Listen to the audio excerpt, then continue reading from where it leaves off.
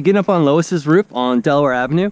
I thought after talking to Lois and the neighbor David, I thought I'd do a quick video. That way Lois and her adult children can have a video so you can see and hear everything that I talked about when I'm up on the roof as I found it. So I have some reminder arrows. The first one is just talk about the drip edge. So we're going to replace this flashing with your new roof. It can either be white or brown. The obvious answer should be white in this case. I love how everything's white, bright white and things like that. And we talked about colors too. Antique silver I think was pick number 1 and Shasta white was pick number 2. Speaking of the shingles, the most noticeable thing about this roof, rather than the obvious age, is just the loss of granules. And the reason why that's important is because in every sense of the word, the granules are the sunblock for the house. When you lose the granules, all the protective chemicals inside the asphalt shingles start to leach out, and the shingles start to become extraordinarily brittle, just like saltine crackers, which is exactly what's happening here.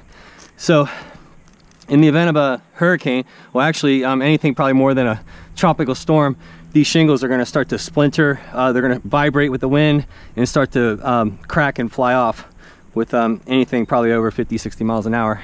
So it's probably time sooner rather than later to get a new roof. Oh, this is actually a really good vantage point to just kind of point up here.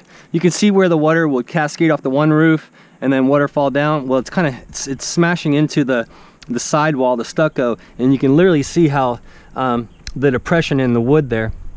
So Collis, we give you 2 full sheets with your new roof, and we can section those full sheets out as necessary. And so I've already walked every inch of this roof. It's in very good, stable condition for the most part. So I don't think there'll be much in the form of wood charges beyond those 2 sheets that are included. Just want to point that out to you.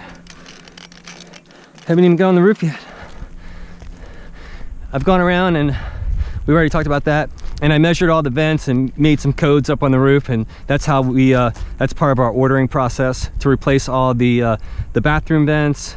We're going to replace this old turtle guy with the new gooseneck style vents. We're going to replace these old-timey ridge vents with the new roof as well too. It's going to look just like David's house over there with that low profile shingles on top. It performs a lot better. It's way better in a hurricane. Plus aesthetically it's way better looking as well.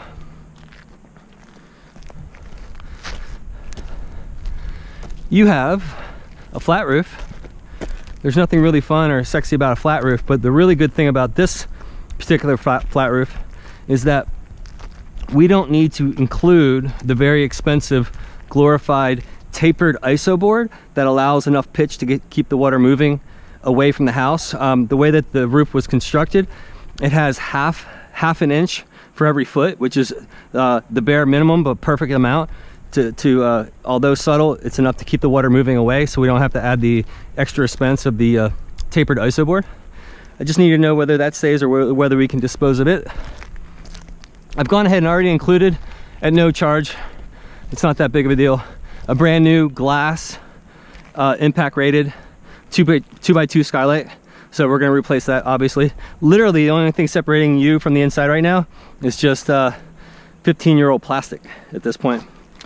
That's that aluminum roof is called a pan roof. We're not going to touch that, but we will replace the drip edge and make sure it's sealed properly in that regard.